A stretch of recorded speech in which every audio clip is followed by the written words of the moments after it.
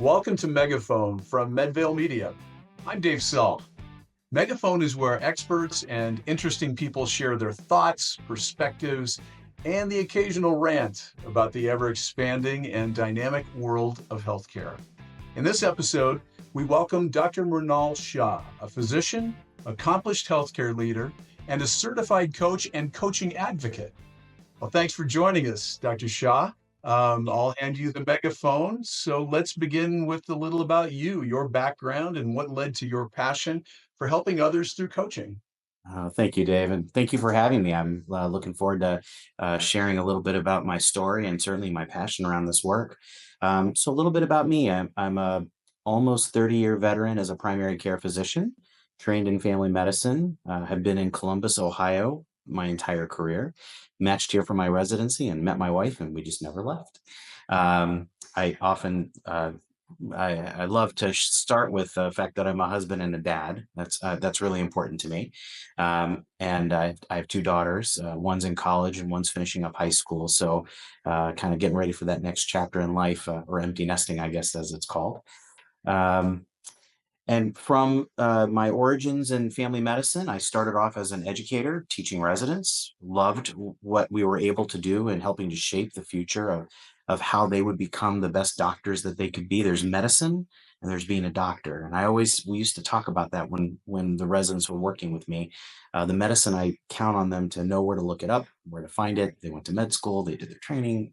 I count on them to know all that. But I think our job sometimes is to show them how just to be a good doctor. And that means, how do you connect with patients? How do you meet patients and families where they are? How do we work together as a team? Those are different skills. And so that's what I love doing. Um, had a couple of interesting stops along the way, and I'll keep these really quick. One was I was offered an opportunity to work in IT. This is back in a day when we didn't know how physicians were even going to use technology. Dates myself quite a bit, but there was this idea of the internet and email. And we thought, I think physicians might need to use this. I don't know. Sounds kind of funny to hear it that way, but that's where we were. I did that for almost a decade. And what I found interesting in that job, I had two different roles. Most of that, I was the physician advocate inside of IT. My job was to be a translator. My job was to be the voice of, and in some cases, the voice in both directions, helping the IT teams, whom I had my own developers working for me, build platforms that help supported physician workflow. That worked really well. But on the other side, it was also an opportunity to be the voice of technology and how can physicians become comfortable with that. We opened a digital hospital, then actually all the other hospitals decided they wanted to be digital.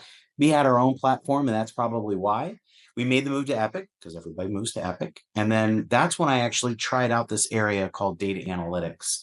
This is really early in the journey of analytics. We can unpack this a little bit later. I could only do it for a couple of years because what I realized is that's not where I needed to be. That's not where my passion lies. And what I found out about myself is I really enjoyed the physician engagement part of my work. And when I went into this analytics space, it was a purely technical role. And I found myself missing that physician connection. The next role I took was another very pivotal part of my career path, and that was to be a CMO for two hospitals. Uh, we had a challenging environment in one of our hospitals, and the president who made his way up there decided we needed to really find a way to connect with the medical staff. That was my next opportunity, was to be a CMO for a medical community that maybe had a little bit of trust or um, I would just say some trust concerns with the health system and the hospital at large. Being the only hospital in the community, we had some obligations. And so we had to figure out how to make that better. And we did. And what I found is that these were physicians who actually reminded me what it means to be a doctor in a community and how important it is for them that they advocate for patients and patient care and access to care. I took on a role at the end that was all about physician success, only to find out that what I really loved was what I was doing previously, which was engaging with physicians and helping them be successful. The role as it was set up was really very central, and I didn't get much time to work with physicians. So you'll hear there's a recurring theme. The two times that I tried to do work that was not directly engaging with physicians wasn't for me. And it gave me a chance to stop, take a look backwards and say, what was it about those jobs that I loved? It was the fact that I was actually helping physicians be successful. engaging with them, connecting with them, finding out what it was that they were afraid of or excited to do, and helping them find their pathway forward. I made the decision then that I would leave. I would become a certified coach myself, and this is what I love to do. Is I love working with physicians to help them be successful. So, starting my own business, that's what I'm doing now. That's an amazing journey of discovery, Dr. Shah. And it's interesting how our life experiences tend to come together at some juncture and really make more of a complete picture. It certainly sounds like the journey that you've been on. Is there an accepted definition of coaching? And if there is, how does it square with mentoring? Because quite often those things are used interchangeably, but they are different, correct? They are. They are. That's a great question, Dave. So, a couple things that come to my mind. The first thing is coaching is a certifiable science training, kind of like being a resident all over again. You have to go to class and you have to learn how to use it. And you have to have people assess your ability to do it. Coaching is based on the philosophy that the client has the answer. The coach is simply there to help you find the answer. That's different than mentoring, where mostly you're sharing your own experience. And likely you've been further along in the journey than the person that you're working with. And so as a mentor, your job is to help them make decisions, maybe to help give your opinion on what they might do or do differently. Coaching is the opposite. Coaching is not giving your opinion and actually not sharing necessarily your experience, although your experience will prevail in the way you ask questions, the way you might dig into a topic because you've done it before. But the way coaching works is it's not about my experience, it's about yours. And my job is to ask you thought provoking questions that will help you dig deep, find those answers, change behavior, change the way you engage or connect, or find that inner unlock that allows you to be as successful as you can be in whatever pathway you want to go down. Well, thank you for the clarity because, again, those things are used interchangeably so often. It can be confusing if you're not deeply engaged in understanding what coaching can be. One thing does come to mind, though. If mentors work with mentees, who do coaches work with? They're not coaches. We need a They better are. word for that. We need to come No. up with that. Yeah. Coachees. We actually that's what we used in class was Are you coachee. serious? Yeah, yeah. Oh my God. Okay. But Well, the other word that we use is coaching client. yeah. If you think of them as someone who is seeking service and you are the one providing the service, then you could call them a coaching client as well. Well, that was my one joke for the entire show, so it turned out to be a real thing. I'll do better research next time. There's different flavors of coaching too. There are career coaches and life coaches, executive coaches. What should we expect from a coaching relationship? Yeah, that's a really great question. Oftentimes, you're going to want to interview or meet a potential coach, do understand their background, their focus, their niche areas, their areas of expertise, maybe what drives them, so that you can ensure there's alignment with what you are wanting to accomplish or solve or fix or make better, and their experience and their background and their ability to help you get there. I always encourage people to have an initial conversation with a coach just to find the right match. And my process has always been it's always good to have two or three coaches that you might meet and find the one that feels like the best fit for you, either because of their personality or because of their background, but that it will give you what you're looking for. I've learned that there is an international coaching federation. Is that correct? That's right. That's So, right. what's involved in being a certified coach through the ICF? Yeah, great question. I look at the ICF much like any of my medical colleagues will think of NBMS, the National Board of Medical Specialties. It's an overarching organization that says we will look at how people are taught and trained and certified in order to help build consistency and credibility and maybe accountability for what does coaching really represent. So ICF is a very large organization and it is international. So almost every country in the world leverages ICF as a standard or a platform for how they train, educate, and certify people. Programs don't have to be ICF accredited, but I would highly recommend that they be ICF accredited, because then you know that the training platform is based on the teachings, the learnings, and the specifications that ICF has created consistently across the globe. The second thing that's important is that there are levels. So once you've attended a minimum of 60 to 120 hours, it depends on the program, of training, and you are given certification from that, you are called a certified professional coach. Because you've done the hours of training and you've passed the course, they give you that certification. There's a next level, which is called an ACC, or an associate certified coach, that starts to open doors into government work, or some health systems want you to have an ACC accreditation in order to work with their clients. And then there's something called a PCC, which is a professionally certified coach. They can do group coaching. They can actually get into Department of Defense level of government work. Um, and then there's even something called an MCC, which is a master certified coach. How do you do that? It's all about hours of experience. And then you have to submit recordings of some of your sessions that have to be evaluated, graded, if you will, on how well you meet the standards of an ICF accredited coach. And so that CPC, ACC, PCC, MCC is sort of a gradation that you might look for, either because you want to accomplish those goals or because you want to work with someone who's reached sort of that level of experience. Aside from the hours, which are easy enough to peg, what would you say the time commitment would be for that first level of coaching for someone who is dedicating 10 hours a week to moving forward? What would be the personal commitment from my life and probably the other job I have that lets me pay for trying to be a coach? Yeah, that's a great question, Dave. If we just broke it down and said that at a minimum it's 60 hours of classroom time, and then there's some prep work you have to do in between as well. So assume it's about 100 hours. If you attend most programs, they try to do those within 6 months.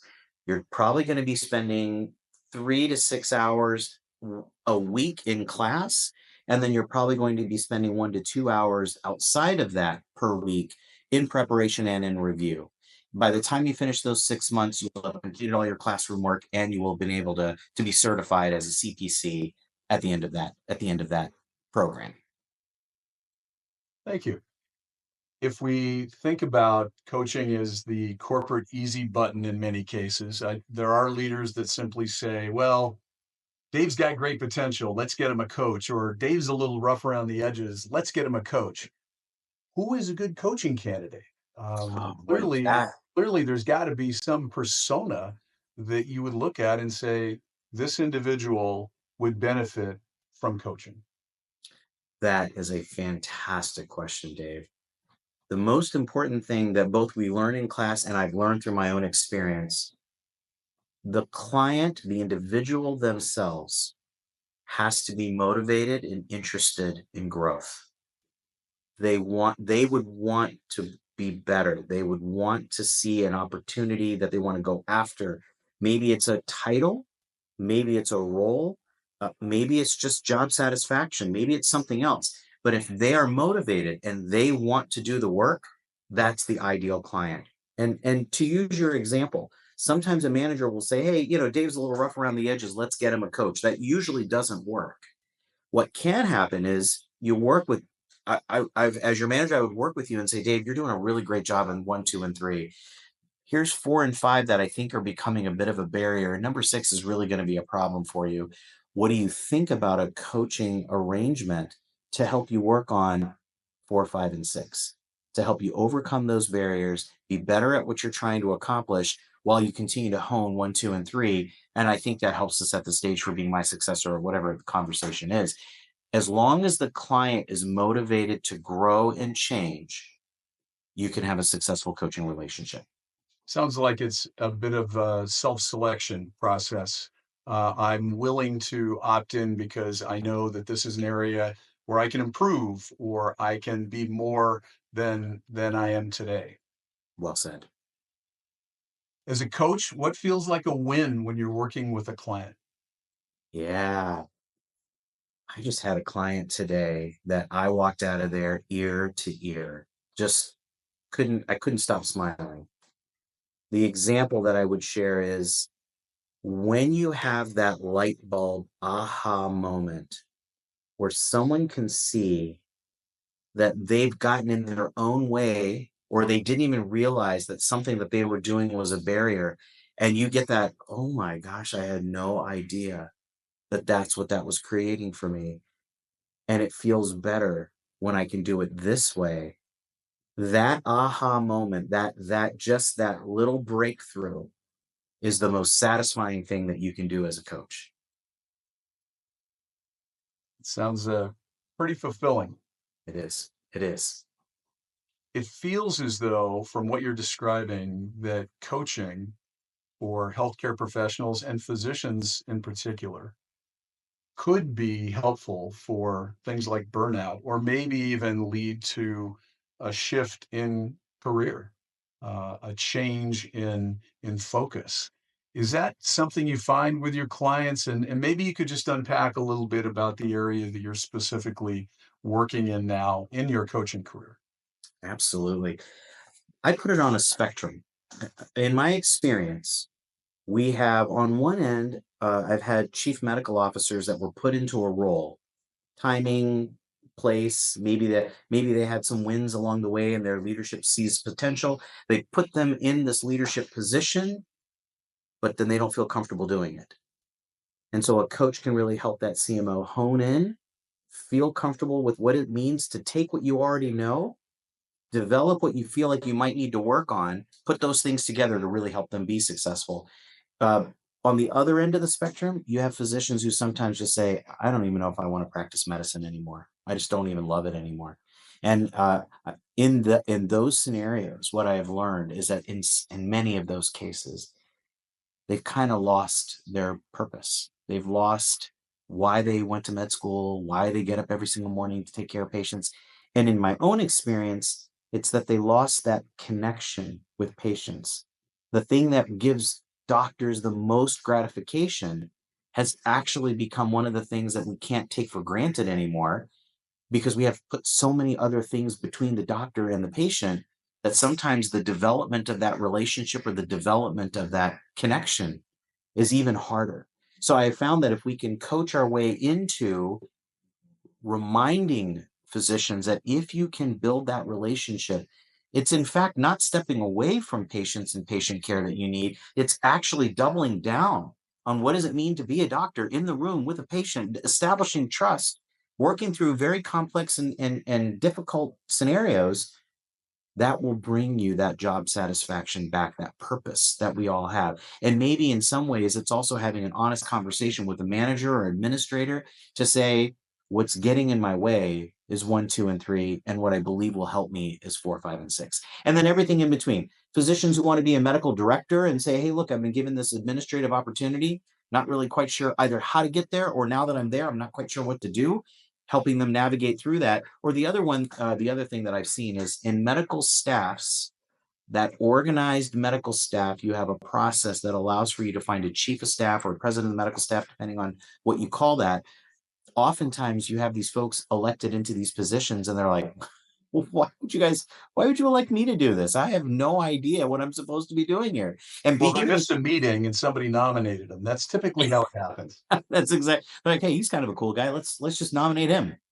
Well, in that scenario, helping a physician see that they, in fact, do have the skills to be a successful chief of staff starts by helping them see how did this skill set actually apply when you're working in that medical executive committee setting. How does patient care experience actually translate into leadership experience? And so to me, that's been one of the other gratifications that I've had in this job is watching at all of those levels, watching physicians reconnect with purpose, reconnect with their passion, and maybe even see that they have upward potential in supporting the medical community.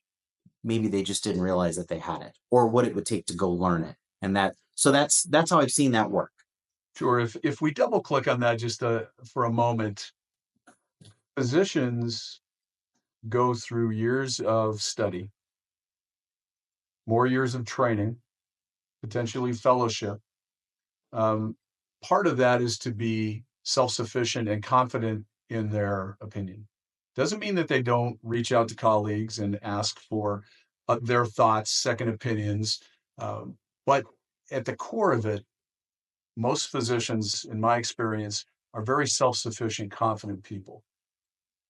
Is there a barrier there with that mentality or the DNA to be a successful physician that might get in the way of someone saying, I could really benefit from a coach? That is a really insightful question, Dave. And in my experience, I've learned there are two misconceptions that maybe we'll address right here because I think this is a fantastic thing to think about. The first one is I've actually heard administrators say we have to unteach that person how to be a doctor so that they can be a leader. Absolutely not true. Those skills which make us good leaders actually make us good doctors too. You just have to learn how to apply things a little bit differently. We can unpack that as well. The other thing that can happen is the opposite, where we say, oh, well, they're a good doctor, and therefore we'll just throw them in this leadership position, and obviously they're going to do great. That's also not true. You have to teach them how to reapply their skills and how to change their mindset. And let me give you an example of what that might look like. You said it really well. Physicians, through medical school, residency training, and on, are never rewarded for being wrong. They're always rewarded for being right. So, what are we teaching? We're teaching everybody that there is um, strength in being right and there is weakness in being wrong. Now, flip that and think about life as a leader where you are leading people. Now, the question is not whether you as an individual are right or wrong, but rather how do you help the other person be right? So that's been one of the examples that I use with physicians all the time. If I can shift your mindset from thinking I have to be right to I'm going to help you be right, all those other skills that you already know how to do apply. But now I'm actually helping you be right and I don't have to be right. What freedom comes from being able to say, I don't actually have to be right in this scenario. You do. So let me help you get there. So I don't know if that resonated for you, Dave, but that's an example for me as I think about the mindset. No, it does indeed resonate, and it also, I think, calls a separate question. We're focused on physicians here, um, but others in healthcare, other care providers, the people at the bedside, in the clinic, touching the patient, making a difference, part of the care team with the physician. I would assume that people in that ecosystem could also benefit from coaching at the right level. Right, wrong, off track? What's your thought? Absolutely right. And we have to always think about what goal will you help them accomplish by a coaching engagement. What I mean by that is I don't think coaching works when you do it globally or as a blanket opportunity for a large swath of people. Group coaching has its benefits, but typically you do that because you're working with a team.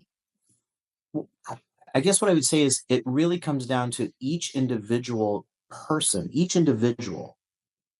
If they have something that they want to work on, then coaching is an absolutely wonderful way to help them get there.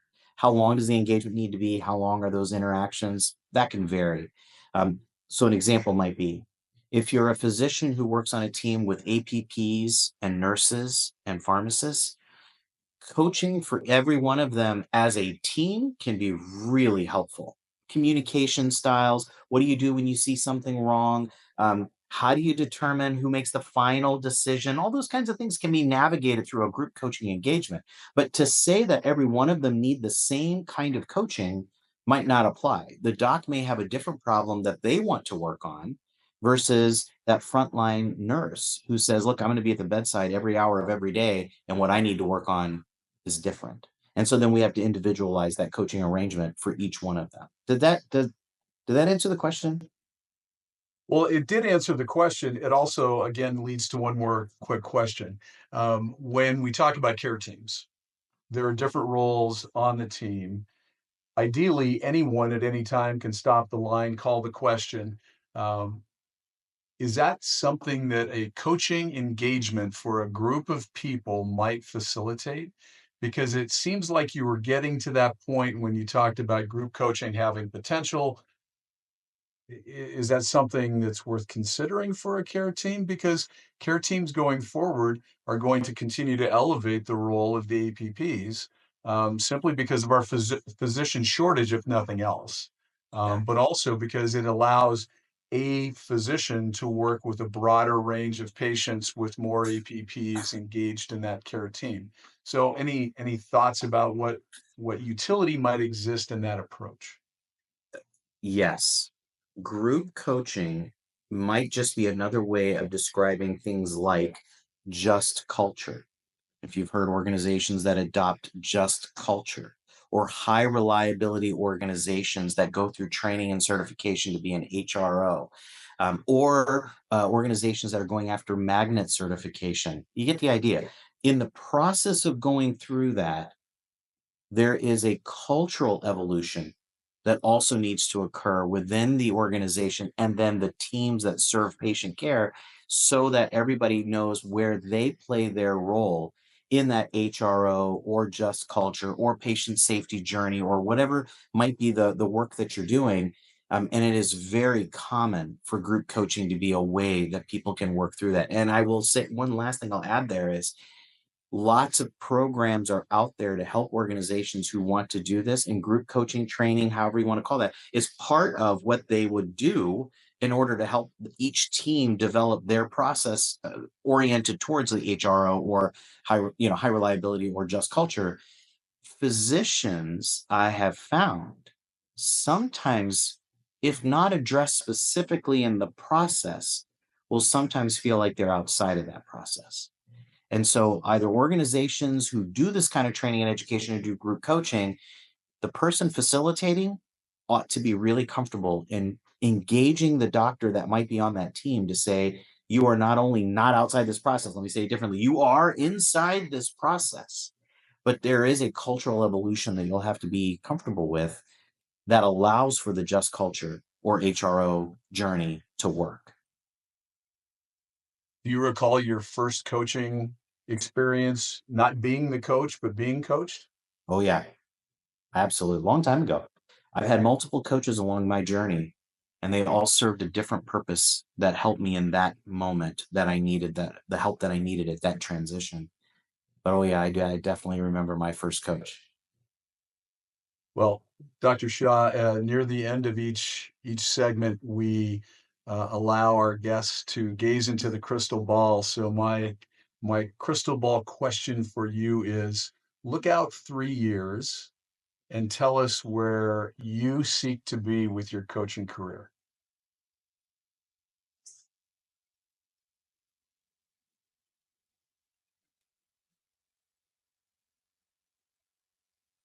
My goal is to find a way to help as many physicians as I can. And I feel like if there are health systems or organizations out there that I might be able to help work with, I will have the greatest opportunity to impact as many physicians as I can. And what it would look like is me being able to have the right number of clients for myself all across the globe that allow me to help physicians, as many physicians as possible, be successful. Well, Dr. Shah, we're grateful for your time and your wisdom. Thank you for spending time with us today. For many of us, coaching started when we were very young, if we were involved in athletics or maybe even music. But certainly in my case, it was athletics. And when I think of coaches, I think of having to run laps because I did something wrong. So thank you for putting a positive spin on the world of coaching in 2024. We appreciate the time. Thank you so very much. And for more about Medvale, please visit medvale.com for a deeper dive into the Medvale community and the different resources available. That's medvale.com, medvale.com. Join us next time for Megaphone from Medvale Media. I'm Dave Self. Be well.